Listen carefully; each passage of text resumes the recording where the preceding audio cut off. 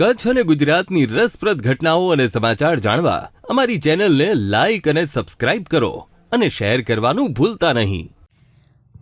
કચ્છ જિલ્લા પંચાયતની ખાસ સામાન્ય સભાનું આજ રોજ આયોજન કરાયું હતું. કચ્છ જિલ્લા પંચાયત પ્રમુખના અધ્યક્ષ સ્થાને યોજાયેલી સામાન્ય સભામાં વિકાસલક્ષી અનેકવિધ ઠરાવો પાસ કરવામાં આવ્યા હતા.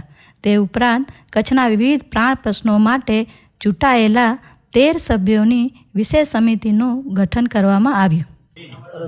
આજ રોજ ખાસ સામાન્ય સભા એટલા માટે બોલાવવામાં આવી કે જિલ્લા તાલુકા અને જિલ્લા પંચાયતના જે આયોજનો હોય એ આયોજનની અંદર સરકારની ગાઈડલાઈન મુજબ કલેક્ટરના આદેશથી 14 સભ્યોની નિમણૂક કરવામાં માટેની આજ ખાસ સામાન્ય સભા યોજવામાં આવી.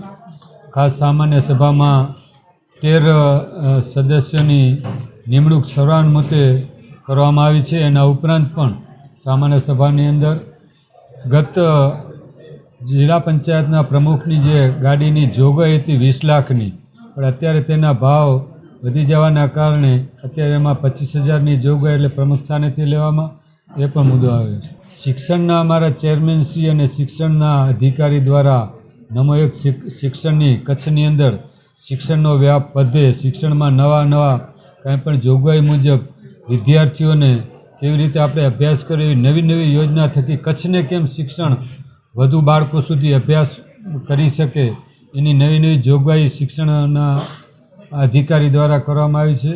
એમને અત્યારે જ સામાન્ય સભામાં લેવામાં આવી છે. અને જે ઘટની વાત છે તો આપ સૌ જાણો છો એમ ગુજરાત સરકારે હમણાં જ જાહેરાત કરી છે કે ટૂંક જ સમયની અંદર શિક્ષણની ભરતી કરવામાં છે. એમાં જે પણ કચ્છની ઘટશે એને પૂર્ણ કરવા માટે ખાતરી પણ રાજ્ય સરકાર દ્વારા આપવામાં. આજ રોજ યોજાયેલી સામાન્ય સભામાં વિપક્ષ દ્વારા લખપતમાં બીમારી અંગે ધારદાર રજૂઆત કરવામાં આવી હતી.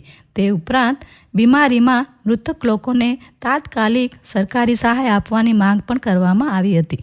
આયોજન એટલે તાલુકા અને જિલ્લા પંચાયતની જે આયોજન કરવામાં આવે છે એના અધ્યક્ષસ્થાને પ્રભારી મંત્રી હોય છે. પછી કલેક્ટર, જિલ્લા પંચાયતના પ્રમુખ અને બધાના અધ્યક્ષસ્થાને તરીકે સેવા બજાવતા હોય છે. એમની 13 જણાની જે નિમણૂક કરવામાં આવી છે એ 13 સભ્યો એના અત્યારે હવે એ મિટિંગની અંદર હાજર રહી અને પોતાની કાંઈ પણ જે પોતાના વિસ્તારની અથવા કચ્છની અંદર જે આયોજન થયેલા છે તાલુકા અને જિલ્લાના એમાં એ સમાવેશ કરવામાં આવશે. એને આમાં કોંગ્રેસ કે ભાજપ કે એવું કાંઈ હોતું નથી. જિલ્લા પંચાયતમાં સર્વસંમતિથી જે 13 નામ સૂચવવામાં આવે છે એને માન્ય રાખવામાં આવે છે. જેમ તમે વાત કરી એવી રીતે તો મેં જેમ આપને પણ કીધું અને એમની સાથે જે વાર્તાઘાત થઈ એમાં પણ મેં વાત કરી કે આના અંદર ઓન પેપર કોંગ્રેસમાંથી ચૂંટેલા સદસ્યનો પણ સમાવેશ કરવામાં આવે છે.